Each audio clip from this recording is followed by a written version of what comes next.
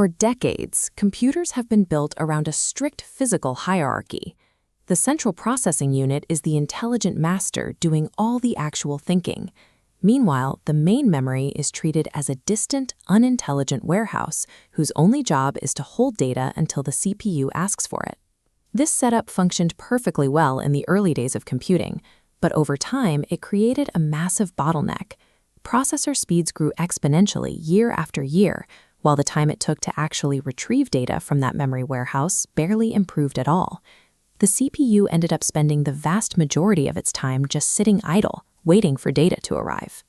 This graphic illustrates the extreme energy cost.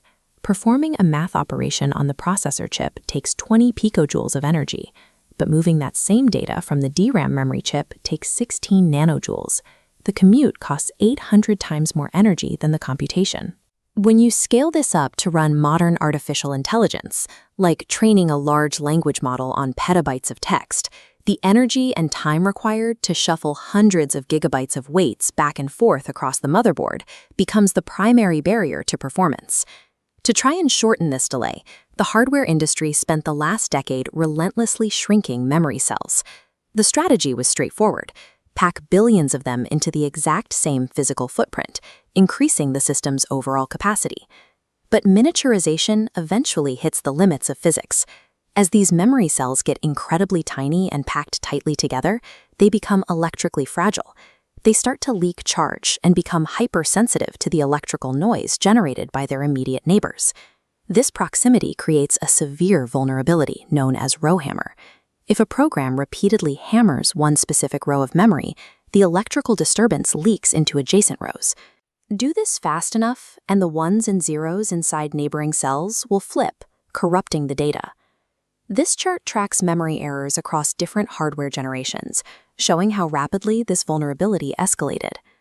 As manufacturers pushed for higher density between 2012 and 2014, the clusters of recorded errors exploded. The closer the physical components got, the more frequently these interference errors occurred. Pushing traditional memory to its extreme physical limits failed to solve the speed problem. Worse, it broke the basic hardware isolation between data addresses. Anyone who could execute code on the machine could intentionally flip bits to break out of their security sandbox and compromise the entire system. To manage these increasingly fragile chips, engineers started replacing standard memory pathways with intelligent memory controllers. These active monitors profile individual memory cells to identify weak spots and adjust the electrical voltage on the fly to prevent errors. Adding this intelligence right next to the storage sparked a much larger idea. If we already have processing logic sitting inside the memory system to handle voltages, we can start doing the actual math there too. Instead of moving the data to the processor, we move the processor to the data. One way to do this is called processing near memory. Engineers stack layers of memory chips vertically, with a dedicated logic layer sitting directly underneath. Information travels down tiny vertical pathways called through-silicon vias, providing massive internal bandwidth to the processors right at the base of the stack. An even more direct method is processing using memory. Instead of sending data to a separate logic layer, this exploits the natural analog properties of the DRAM circuitry itself. By manipulating how the electrical charges inside the storage grid, the memory cells perform mathematical operations in place without the data ever leaving its physical location.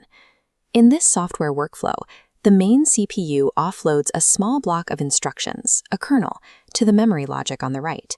The memory does the heavy lifting internally and then sends back only the final calculated result. By computing where the data already lives, processing in memory sidesteps the extreme energy tax of the long motherboard commute, solving the latency and power draw issues that crippled older architectures.